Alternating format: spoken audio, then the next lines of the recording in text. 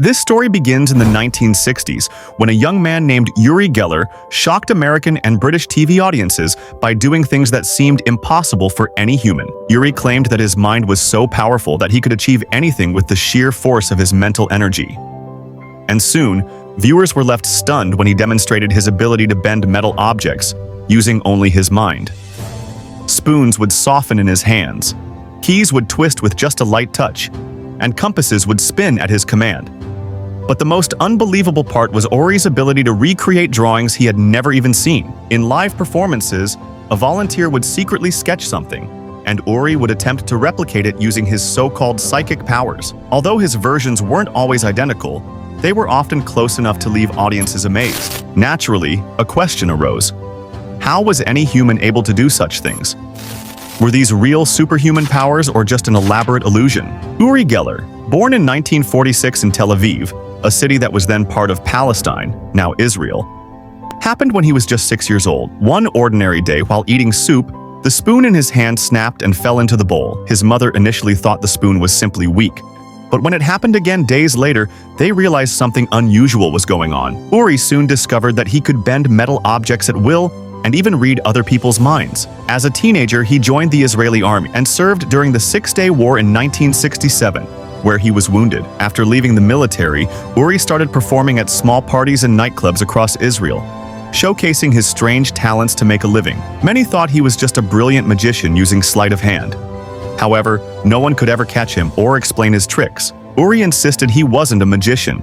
He was a true psychic, claiming his powers were real. Eventually, he moved to America, where he became a media sensation. By the late 1960s and early 1970s, Uri started appearing on major TV shows and in magazines. In front of live cameras, he bent spoons and keys effortlessly. On some shows, he even instructed viewers at home to hold their broken watches tightly. And astonishingly, many reported that their watches started working again. By 1972, Uri's fame had reached such heights that even the scientific community took notice. Researchers at Stanford Research Institute decided to put Uri to the test to determine if his powers were genuine or just clever tricks. Scientists Harold Puthoff and Russell Targ invited him for a 5-week-long series of experiments. One major test involved drawing. Sealed envelopes containing drawings were placed before him. Without opening them, Uri had to replicate the images. Although he refused to attempt a couple of them for most, his drawings were shockingly accurate, sometimes mirrored but still clearly resembling the original sketches. Another experiment tested Uri's ability to sense hidden objects. He was given 10 aluminum boxes. Without touching them, he correctly identified the boxes that had objects inside, performing far beyond what could be explained by random chance. On The Carson Tonight Show, he similarly astonished audiences, correctly guessing hidden items and performing mind-bending feats. Scientists concluded that guessing correctly with such accuracy was statistically almost impossible by mere luck. In yet another experiment, a regular dice was placed inside a metal box and shaken. Uri predicted with 100% accuracy in 8 out of 10 attempts. Although his metal bending demonstrations under controlled lab conditions weren't as impressive, especially when he was not allowed to touch the metal, he still managed some results. For instance, without physically touching a steel weight placed under a glass cover, he was able to make its reading change on an electric scale. After these experiments, the researchers concluded that Uri's abilities warranted further scientific study. They even coined the term the Geller effect to describe his strange phenomena. Uri's rising fame led him to appear regularly on TV shows and magazines, becoming a true supernatural superstar. However, not everyone was convinced. Enter James Randi, a professional magician. Randi claimed he could replicate Uri's feats using simple tricks and sleight of hand.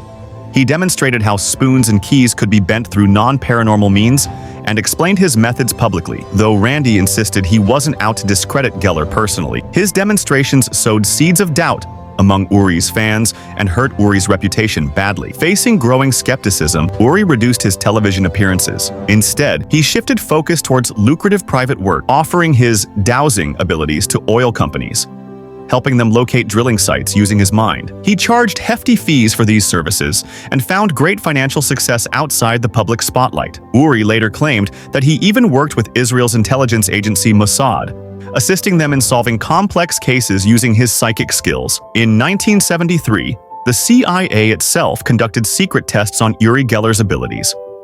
Following the tests, agents reported no evidence of trickery. Later reports suggested that the CIA even employed Uri for certain missions. In 2013, BBC released a documentary titled The Secret Life of Uri Geller, Psychic Spy, which claimed that Mossad had recruited him and sent him on a mission to Mexico during the Cold War.